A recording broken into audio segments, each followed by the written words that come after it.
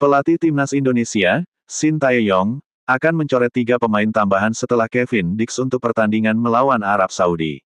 Skuad Garuda bakal menjamu The Green Falcons di Stadion Utama Gelora Bung Karno SUGBK Jakarta, pada Selasa tanggal 19 November tahun 2024 malam pukul 19 waktu Indonesia Barat nanti.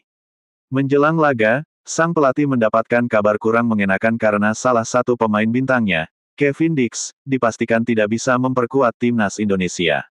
Dix baru melakoni debutnya bersama skuad Garuda dalam pertandingan melawan Jepang pada Jumat tanggal 15 November tahun 2024 lalu, dengan tampil sebagai starter. Namun, dia tidak mampu menyelesaikan babak pertama, dengan Shin Tae-yong menariknya keluar untuk Sandy Walsh menjelang jeda turun minum akibat cedera. Alhasil, timnas Indonesia yang sempat tampil mengancam di awal permainan pun mengalami penurunan performa setelah Dix ditarik keluar. Jepang membuka skor melalui gol bunuh diri Justin Hubner, disusul oleh gol-gol Takumi Minamino, Hidemasa Morita, dan Yukinari Sugawara. Dix telah memastikan bahwa dirinya tidak akan memperkuat timnas Indonesia, dan Shin Tae-yong pun harus mencoretnya dari skuad untuk pertandingan melawan Arab Saudi. Namun, selain bek serba bisa berusia 28 tahun itu, STY juga masih harus mencoret 3 pemain lainnya dari skuad timnas Indonesia. Sebab, pemain yang bisa didaftarkan kepada AFC selaku penyelenggara hanyalah 23 pemain, sebagaimana peraturan yang ditetapkan oleh FIFA. Ada 27 pemain yang tersedia untuk jeda internasional ini, dan dengan ketiadaan Dix maka ada 3 pemain lagi yang harus ditinggalkan. Pada pertandingan melawan Jepang, ada 5 pemain yang dicoret karena Ivar Jenner harus menjalani skorsing akumulasi kartu kuning. Timnas Indonesia hanya bisa mendaftarkan 22 pemain, dan selain Jenner, 4 pemain yang dicoret STY adalah Egy Maulana Fikri, Ramadan Sananta, Eliano Reijenders, dan Yance Sayuri. Kemungkinan besar, 3 pemain yang akan dicoret untuk laga melawan Arab Saudi akan berasal dari daftar ini juga. Namun, mengingat Dix tidak ada, maka ada peluang bagus untuk Eliano Reijenders masuk dalam skuad. Sebab, sang pemain PEC Zole merupakan seorang bek kanan untuk posisi aslinya. Namun, sejatinya, dia bisa diandalkan pada banyak posisi. Kendati begitu, masih ada beberapa pemain yang juga masih berpotensi didegradasi meski kemarin masuk dalam daftar susunan pemain melawan Jepang. Hoki Caraka dan Muhammad Ferrari bisa jadi dicoret jika Shin Tae-yong mempertimbangkan salah satu atau 2 di antara Egy, Sananta, dan Yance yang bisa diandalkan melawan Arab Saudi. Bagaimanapun, keputusan tetap ada di tangan sang pelatih. Namun, yang pasti, dia harus menyisihkan 3 nama dari skuad terkini.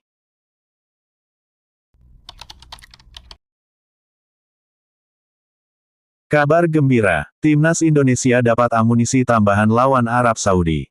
Timnas Indonesia mendapatkan amunisi tambahan saat menjamu Arab Saudi pada lanjutan babak ketiga kualifikasi Piala Dunia 2026.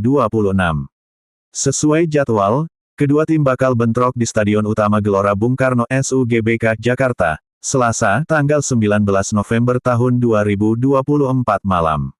Menghadapi The Green Falcon, Indonesia mendapatkan tambahan kekuatan di lini tengah dengan kembalinya Ivar Jenner. Gelandang berusia 20 tahun itu absen saat melawan Jepang karena menjalani hukuman akumulasi kartu kuning. Ya, Ivar Jenner bisa main lawan Arab Saudi, kata manajer timnas Indonesia, Sumarji, Minggu, tanggal 17 November tahun 2024. Dengan hadirnya Jenner, kemungkinan besar lini tengah timnas Indonesia akan diisi pemain Jong FC Utre itu dengan Tom Haye. Saat melawan Jepang, Nathan Chuaon diplot sebagai bertahan untuk membantu kedalaman lini tengah tim Merah Putih. Laga melawan Arab Saudi menjadi momen krusial bagi timnas Indonesia. Kemenangan menjadi target utama demi menjaga peluang melaju ke putaran keempat kualifikasi Piala Dunia 2026 zona Asia.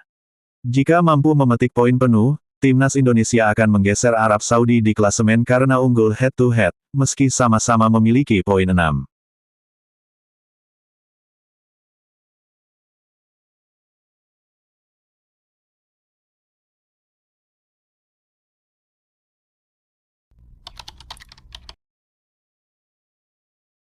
Salah satu media asal Vietnam, mengomentari langkah yang ditempuh timnas Indonesia usai kalah telak lawan Jepang. Meskipun kalah lawan Jepang, ternyata timnas Indonesia terus melakukan satu hal yang sama. Sebagaimana diketahui, timnas Indonesia baru saja mengalami kekalahan telak melawan Jepang di Stadion Gelora Bung Karno dengan skor akhir 0-4. Kekalahan telak ini membuat timnas Indonesia semakin menderita di dasar klasemen grup C babak ketiga kualifikasi Piala Dunia 2026 zona Asia. Walau peluang masih ada untuk bisa lolos ke Piala Dunia 2026, timnas Indonesia kini harus berjuang lebih keras mengincar poin menang dari setiap pertandingan yang tersisa. Dalam waktu dekat, timnas Indonesia akan menghadapi Arab Saudi pada tanggal 19 November mendatang.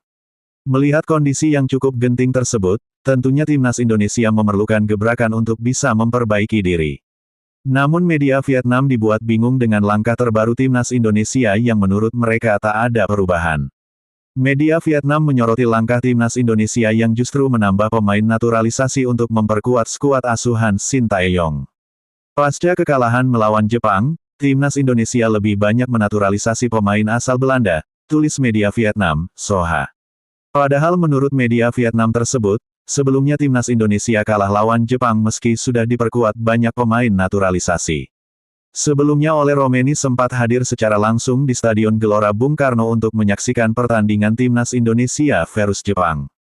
Ole Romeni hadir di Indonesia pada FIFA Days kali ini. Striker berusia 24 tahun ini muncul di Stadion Bung Karno untuk menyaksikan pertandingan pemain Indonesia melawan Jepang, tulis media Vietnam, Soha.